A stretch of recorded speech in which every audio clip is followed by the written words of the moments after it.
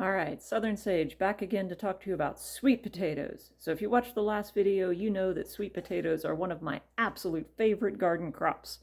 Super low maintenance, crazy productive in a Midwest climate, and delicious. And they keep with like no fuss or hassle at all. So these things are giant, huge, awesome gold star plants in the Survival Garden 2025 and in the garden in general for all of those reasons. So sweet potatoes get planted not like regular potatoes with a chunk of root, but from a vine, a little beginner vine called a slip. So here are some of these guys that I have started. So you can see that these have roots on the bottom, and most of these have enough roots now that they're about ready to go out in the garden, into a garden bed. But I don't have the bed ready yet.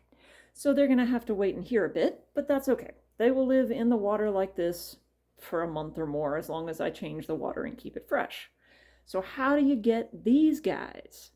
Well, you gotta get an actual sweet potato, and you can just grab one from the grocery store. Like, this doesn't have to be fancy. If you want it to be a specific kind or a specific named variety, then you can reach out to local garden centers. Some of them will have it. Of course, seed catalogs will be able to ship either slips or potatoes for you to slip. There are some like grocery stores where you can custom order specific varieties of sweet potato, right? There's a lot of places you can get this, but you need a potato. So once you have a sweet potato, you just need to put it in a little bit of soil. So here's where mine are. Let's see if we can give you a better look at this. So this is just a seed starting tray, and I have put 4 potatoes in here and then covered them up with soil, and then I'm keeping them moist, and as you can see, they are putting out lots of little vines. So when the vines get big enough, and there aren't any of these that are quite there yet because I just harvested them a few days ago to put them in that jar, but when they get a little bit bigger, you just carefully break them off at the base, and in a perfect world you would get just a little sliver of the actual potato with them, and you stick them in water. And then those vines will start to put out the little white roots that you see in the jar, right? These little guys. And once they have some roots on them, then they're ready to go out in the garden. And that's really all there is to it. So if you stay tuned, it'll be 2 or 3 weeks probably. You'll see me plant those guys, and it really is just as simple as stabbing a trowel in the ground, opening up a spot, sticking the vine in, and done, right? Throw some mulch around it to conserve water, because in Kansas, evaporation is a thing. And that's it. And then you come back a few months later and have sweet potatoes. But that's really all there is. So some tips: you do want to cover the potato at least halfway with soil. In a perfect world, honestly, my trays that they're in would be another inch deeper, and I would be able to cover the whole potato with soil. I don't have any trays that fit on my plant stand and that are deep like that. So mine aren't in that, and obviously it still works with less.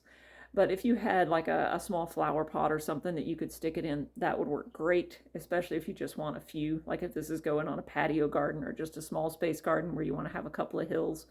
Stick them in a flower pot, keep them moist. And then they do need to be in a place that is a temperature humans find comfortable. So sweet potatoes like human temperatures, Irish potatoes like it cold.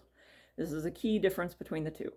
So sweet potatoes really want to be about 70 degrees before they're going to start putting out vines like that. And so I just keep mine in the house someplace where I'm comfortable. Putting them under the lights, like you can see these guys are on my plant stand. The lights themselves generate heat all day while they're on, and that seems to work really well for getting the potatoes to think it's warm enough and summery enough to start sending up slips. But that's really it. Like, you just take a potato, cover it mostly with dirt, and put it someplace warm. Keep it moist, and it'll send up slips. Put the slips into some water so they put out roots. You got a sweet potato slip, and each one of them will turn into a new hill of sweet potatoes. Okay? So I hope you give it a try. It's a fun experiment, especially with kids. They love this thing, right? Where they can pick the little vines off themselves and put them in water and watch the roots show, right? It's a great kid activity. So I hope you give it a try. I hope you give sweet potatoes a try, and I hope you enjoyed the video. So give it a like, subscribe to the channel, leave a comment below, let me know what you thought. Let me know if you've tried sweet potato slips before and how it went.